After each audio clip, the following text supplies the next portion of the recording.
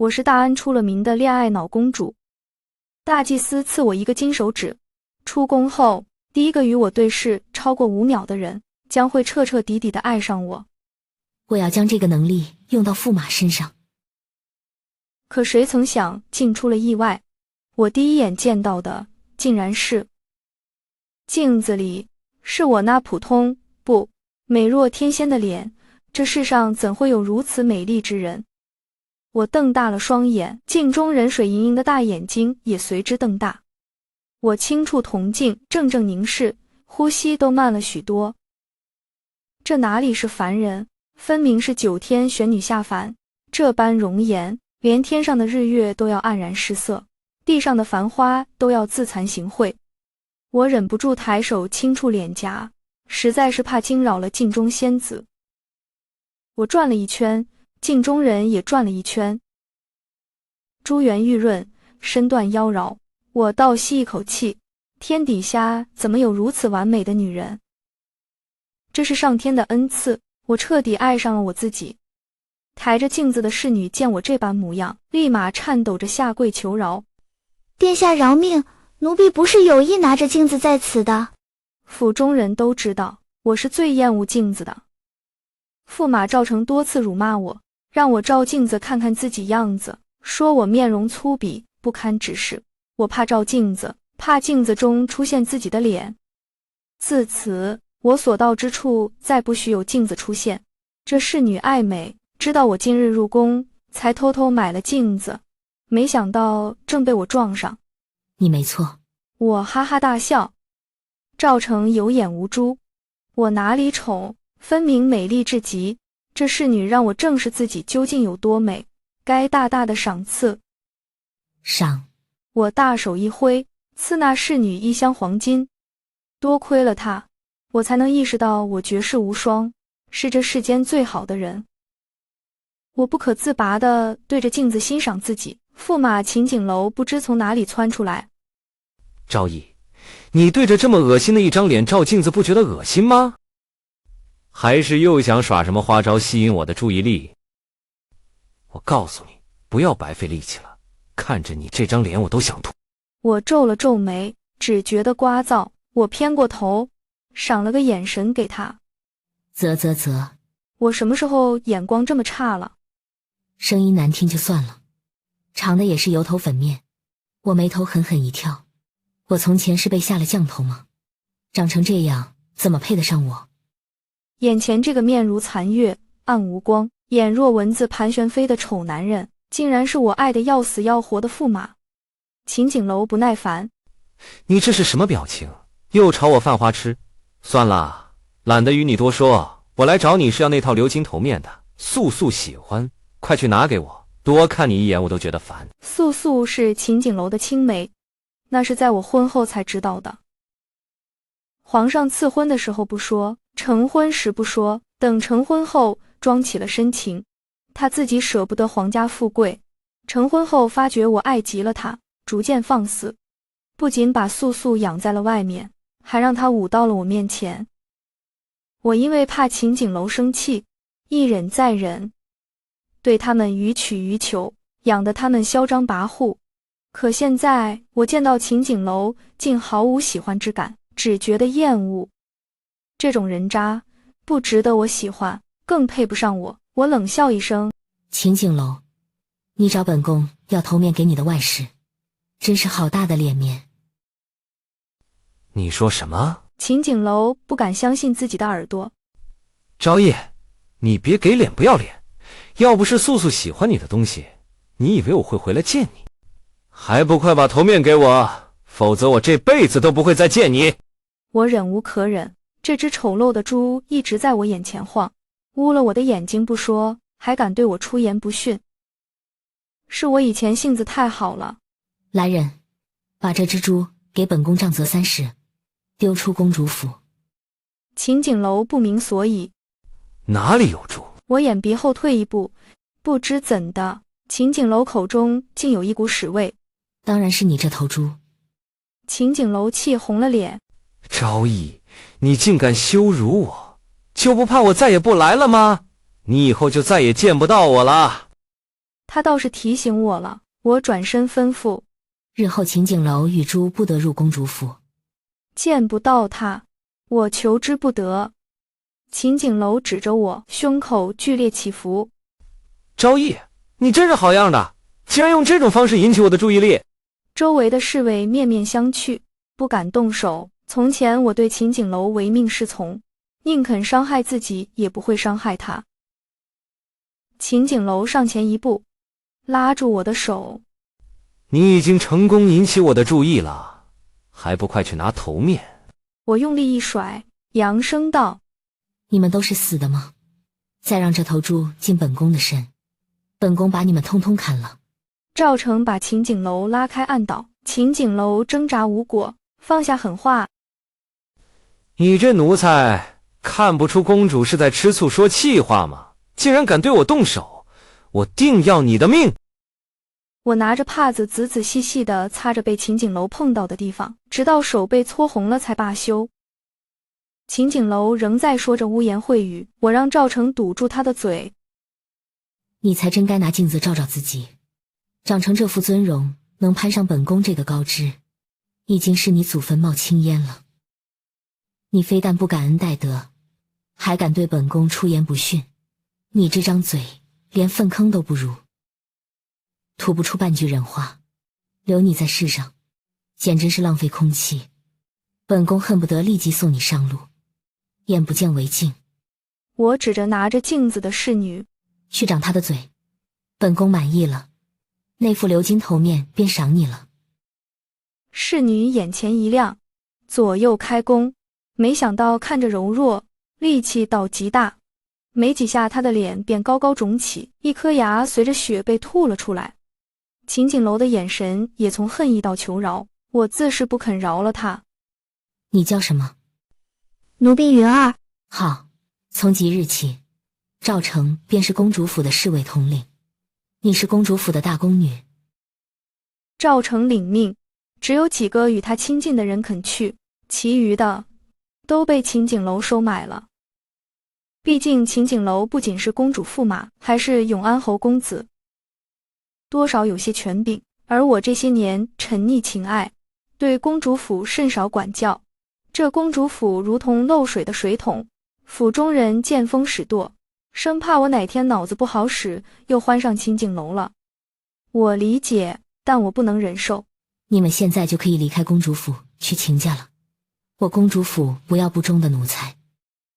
这伙人立马跪下求我不要赶他们走，毕竟上哪去找这份俸禄高，是又少的活。我没搭理，耳边传来秦景楼的哀号声，悦耳动听。我舒心了，命女儿去采买100张菱花铜镜。本宫这倾国倾城的容颜，若不能日日欣赏，岂不是辜负了上天的恩赐？镜子要够大够清晰，要让本宫的风华绝代清晰可见。还有，即刻备上笔墨纸砚，本宫要亲手拟一封休书。这帮污秽不堪的驸马，简直是本宫璀璨人生中的老鼠屎。本宫这般金枝玉叶，这世间可没有哪个男子配得上。他秦景楼更是不配。已经50了，太阳刺眼，立马有人给我撑伞。秦景楼说我丑陋肤黑，让我对太阳避如蛇蝎。他一句体态丰腴，便让我狠心绝食，被折磨得若柳扶风，摇摇欲坠。太医苦口婆心劝我多食，多晒太阳。我怕秦景楼不喜，充耳不闻，期盼他能夸赞我一句。现在我清楚地意识到，我最该讨好的人是我自己。黑点如何，胖点如何，只要身子康健，便是千好万好。我冷冷地瞥了一眼那把遮阳伞，嫌弃地挪开。阳光如此温暖，本宫要晒太阳。还有，传膳，本宫要饿死了。云儿犹豫地看了看天色，殿下，还未到时辰。从此以后1日3餐，按时按点，若有延误，唯你是问。我昂着头回屋，心里暗暗发誓。宋昭义，我要你配的这世间最好的一切，我要人人尊你敬你。从此以后，我的荣辱悲喜皆由我自己做主，再也不会因为别人的轻慢诋毁而否定自己。吃饱喝足，又晒了会儿太阳，久违的暖意笼罩全身，我感觉自己身体充满了力量。我在院子里练了一会儿剑，待天色渐暗，我去书房洋洋洒洒地写下修复书，字迹潦草狂放，字如其人，又使我不是怯懦温顺的。我是先皇老年得子，最小的女儿，被宠得我无法无天，骄纵嚣张，谁都不放在眼里。13岁时，瞒着父皇随军去了边关，见过大漠风沙，狼烟四起，士兵马革裹尸。15岁时，父皇驾崩，我只匆匆再见他一面，他便被葬在冰冷的皇陵。自此，无人再像他一般宠我。皇上长我30岁，又非一母同胞，待我并不亲厚。他不喜我顽劣，让皇后日日约束管教我，我不愿不肯，让帝后非常头疼。直到我像是被下了降头一般喜欢上秦景楼，可秦景楼不喜欢我。皇后告诉我，秦景楼喜欢温婉的女人。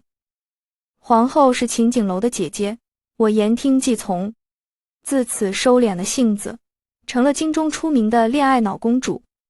后来皇后向皇上求的赐婚圣旨，我还以为秦景楼被我的诚意打动，谁成想成婚3年，我被秦景楼骑到脖子欺辱，他们都坐视不管。皇上忙着嘎掉兄弟姐妹，我因为恋爱脑还留下一条命，也不知是幸还是不幸，如今我是他唯一的妹妹了。次日一大早，我便来到皇宫，跪在皇上面前。皇上气急，把修复书扔到了我面前。昭义，当初是你非要让秦景楼做你的驸马，求朕为你们赐婚，如今又要修复，你当朕的圣旨是什么？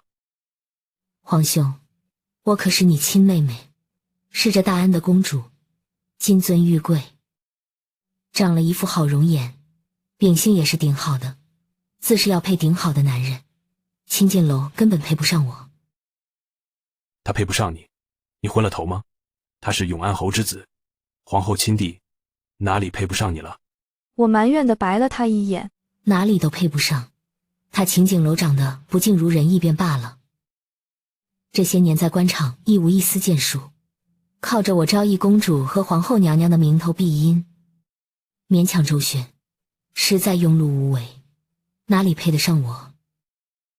皇上拍案而起。宋昭义，你放肆，你不通文墨，粗鄙万分，性情骄纵，满京城谁敢娶你？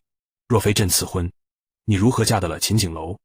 趁事情还未有定论，还不快去秦家道歉？他们不敢娶我，是自惭形秽。皇兄，你看看我这张脸。我站起身走到皇上面前，让他凑近些看。世间绝色，我自独占鳌头，我的容貌乃天地钟灵毓秀所具，世人倾倒，不敢仰视，并非不愿，而是不敢。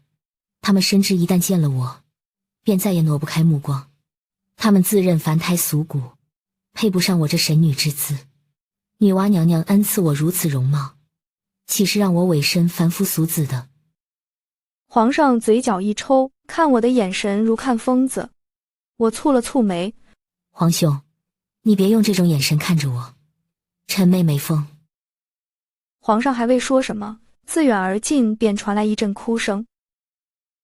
是皇后听闻我来了，急急忙忙来告状了。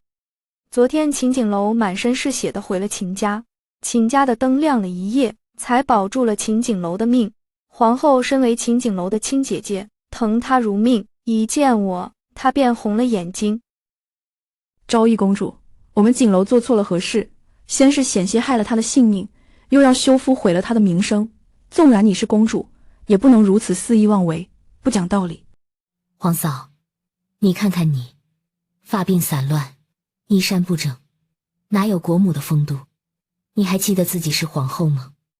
这秦家人真是一个比一个不堪，我们兄妹俩这是什么眼光？皇后泪眼盈盈地跪倒在皇上脚边。陛下，景楼被昭义公主杖责30，满身是血啊！现下还未醒，臣妾看着弟弟这般模样，真是万分心痛。皇上揉了揉眉心，昭义，你气也气了，罚也罚了，夫妻之间床头吵架床尾和，这家事就不要闹到宫里来了。皇兄，这可不是家事，这可是我写了2个时辰罗列的罪状。秦景楼身为当朝驸马，弑君之路，却不思报效，反行悖逆之事。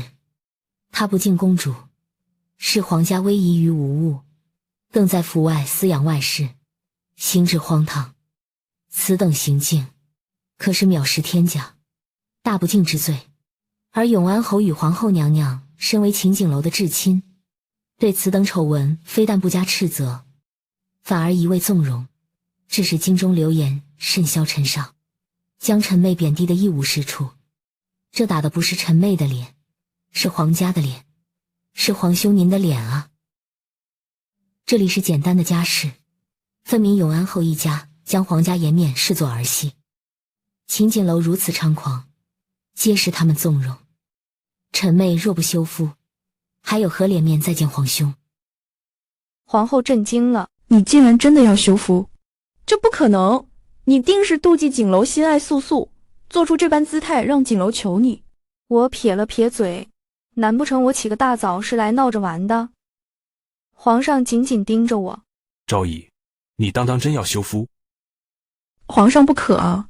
皇后惊呼。自然。我挺直脊背，没有一丝迟疑。好，朕允了。皇后闻言，脸色惨白，眼一翻晕了过去。出了宫门，允儿早早等在外面。我手里拿着皇上给我的圣旨，嘴角上扬，带着几分漫不经心。走吧，去永安后府。允儿会意，差人回公主府叫人。等我的马车到了永安后府，府外已经围满了人，百姓纷纷围观。永安后府大门紧闭，我刚要叫人闯入，永安侯二夫人便出来了。搀扶她的女子正是秦景楼的挚爱素素。殿下昨日伤了我儿，今日便是圣上来了，我儿也不会轻易原谅你。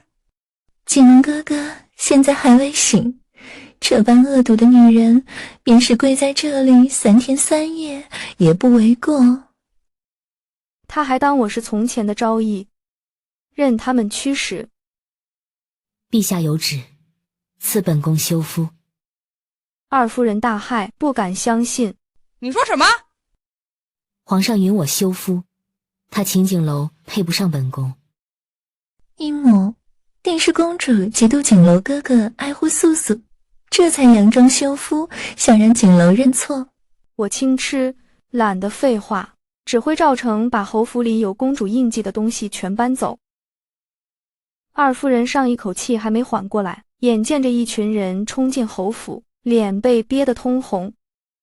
你们要干什么？他秦景楼既非本宫驸马，这侯府便不该再用本宫的东西。你！二夫人颤抖着手指着我，我眼尖，看素素的头上簪子眼熟。允儿，本宫瞧着素素头上的簪子甚是眼熟，你去看看。允儿粗暴地拔下素素头上的首饰，素素发丝尽落。殿下，这位姑娘头上饰品均有公主府的印记。素素尖声喊：“这是景楼哥哥送我的。”秦景楼送的。公主府里的东西都有特有的云纹，本宫不记得有把这些东西送出去，那便是秦景楼偷了公主府的东西讨好你喽。允儿，偷窃皇家之物，按律当如何？允儿扬声道：“轻则杖责，重则流放。”这时赵成捧着一盒首饰出来。殿下，这都是在素素姑娘的院落中找到的。我随手拿起一只簪子。秦景楼倒是会借花献佛。素素脸色瞬间惨白如纸，刚要说话，被二夫人一巴掌打翻。都是你这贱人财迷心窍，竟敢偷公主之物！我被二夫人翻脸的速度惊到了，怪不得秦景楼这般厚脸皮，原是一脉相承。所有的错误都是素素一人所做，与景楼无关，是他勾引景楼的。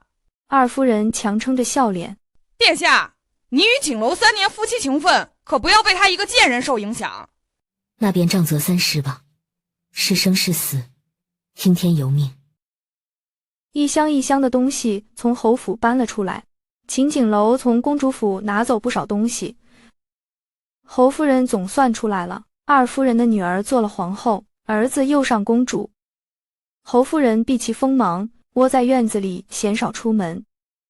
这么大动静她早就听到了，直到最后才出来处理。她一出来便跪在接旨：“臣妇领旨谢恩，还望公主息怒，都是我们侯府管教不严，才让景楼如此放肆，待侯爷回来定登门谢罪。”她如此懂事，我也懒得牵扯，不过这些东西都被人用过，我不愿用他人用过的东西。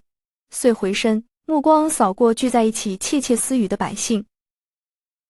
今日本宫休其驸马秦景楼，这些是本宫之物，今日便将这些赠与你们，全当是本宫与诸位的缘分。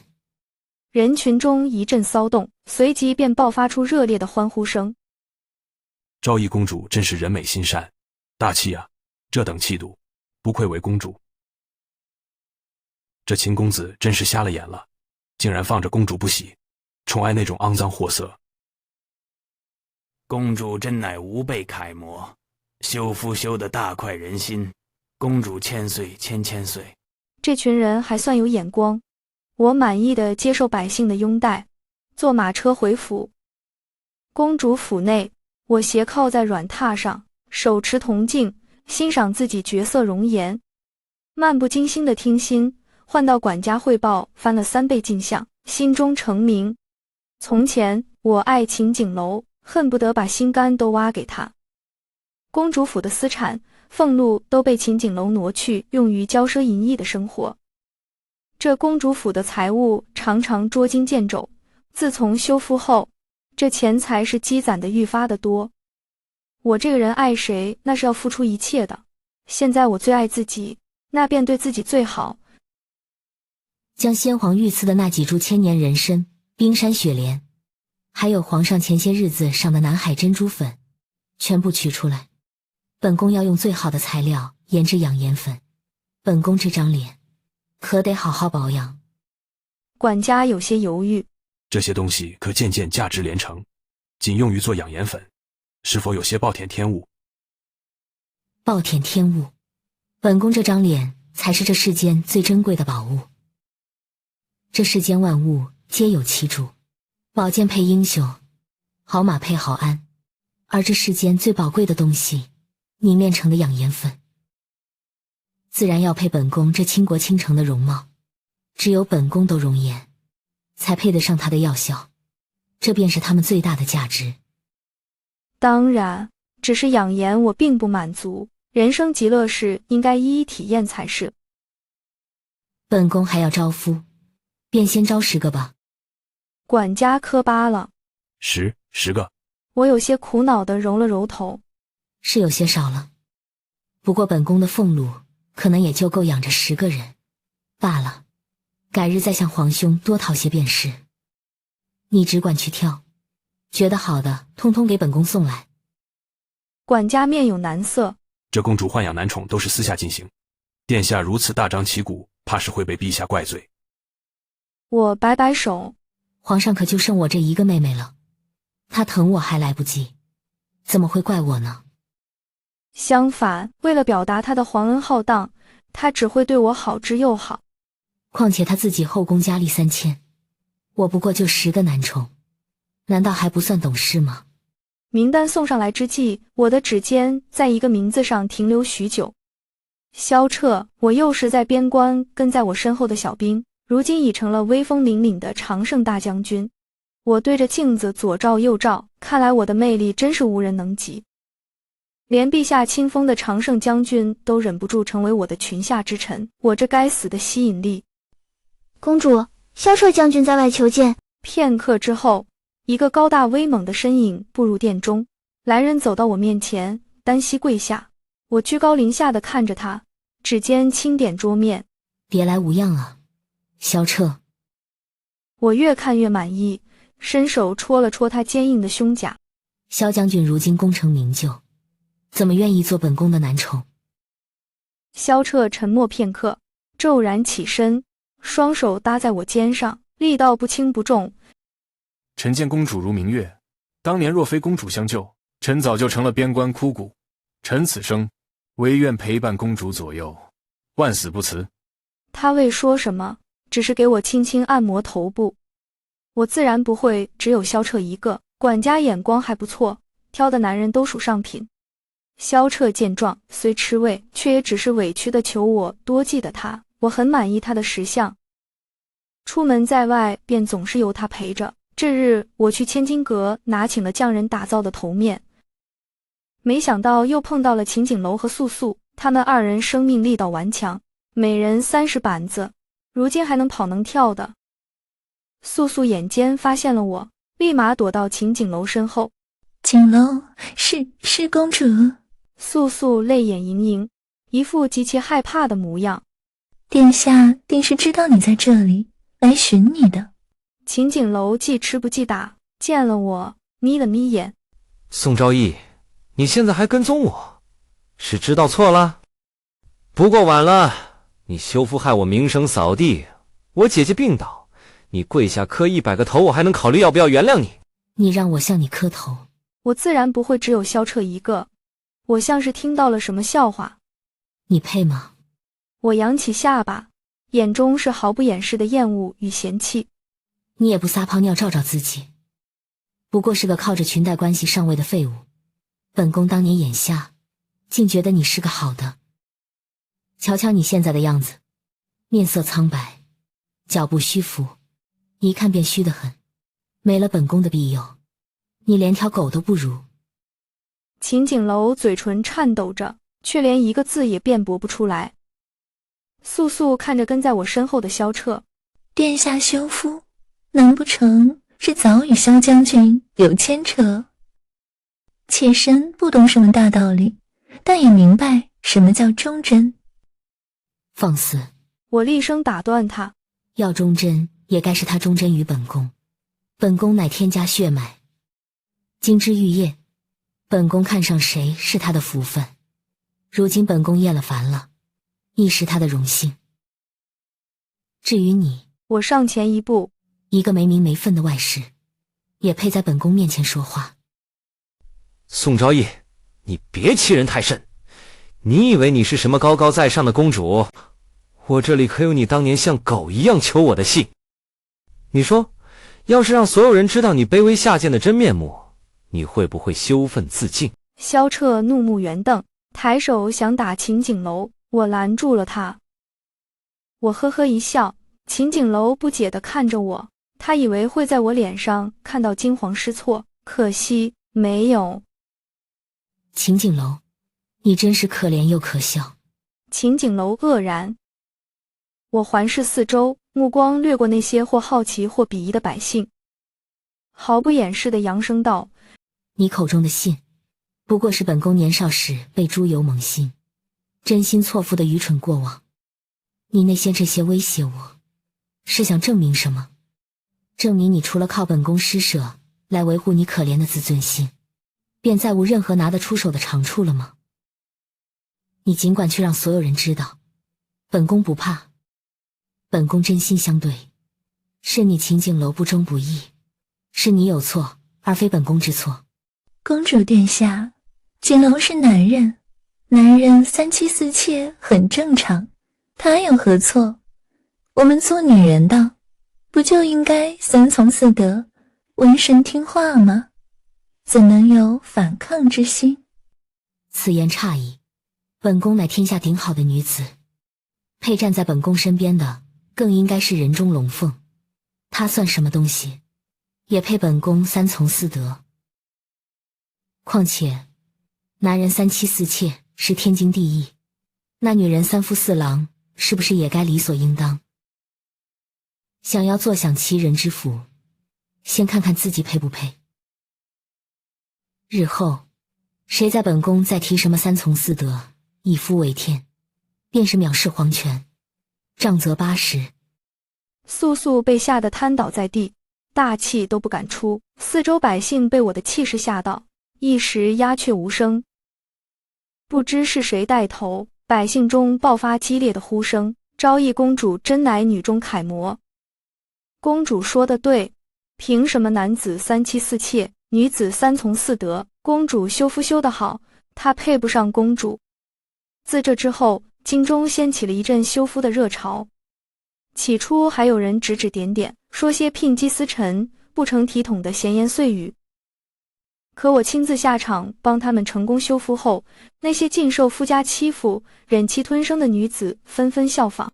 一时之间，京中平时作威作福的男子收敛不少，生怕被夫人休弃了去。本宫真是人美心善，又做了一桩好事。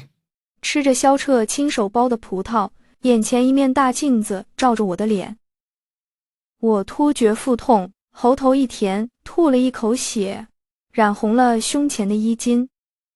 接着眼前一黑，我失去了意识。昭义，昭义！我隐约听到萧彻焦急的呼喊。再次醒来时，眼前出现大祭司的脸。萧彻见我醒来，紧绷的神情终于缓和了些，但眼底担忧未减。感觉怎么样？我撑起身子，自感不错。我看向大祭司，满腹疑惑。我病了不请太医，怎么请了大祭司来？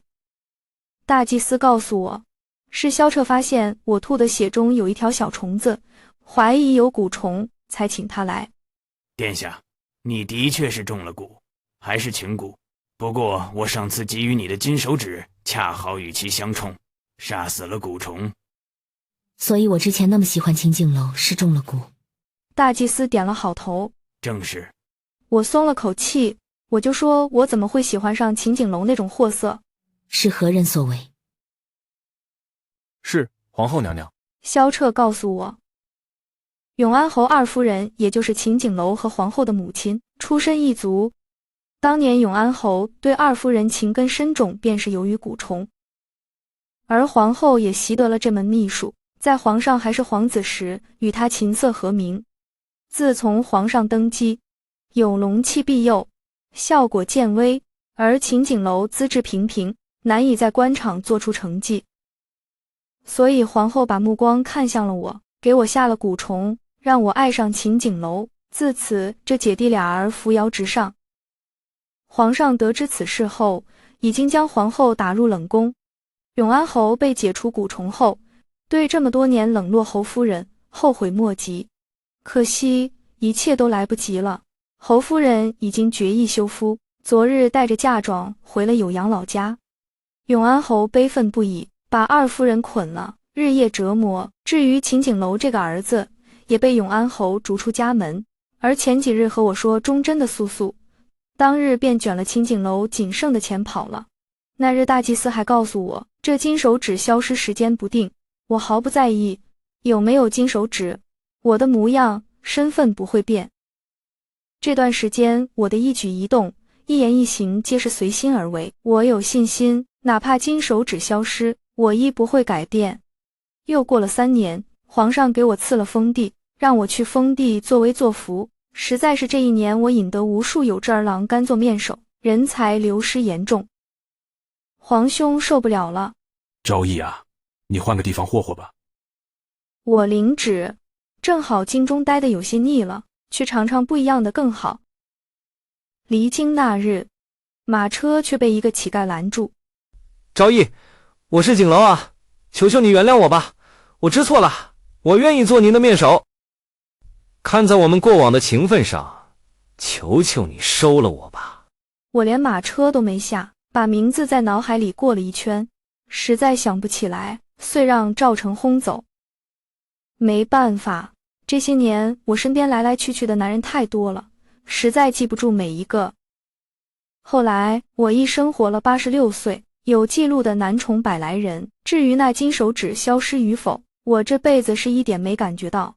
后人记载，昭义公主，高帝幼女，23岁前性恬静，后性情大变，自负美貌，虽容平常而顾隐自怜，言笑傲岸，然善拢人心，广纳男宠100余人，皆心甘情愿，无有叛离。常言，唯我爱己，故人亦愿从。晚年著《独照论》，倡自爱之道，寿86。薨，一命独葬。碑题昭义公主之墓，自名曰不借光于日月，独照于幽冥。使臣曰：违礼任情，然持己志，所行无悔，盖非常人之行也。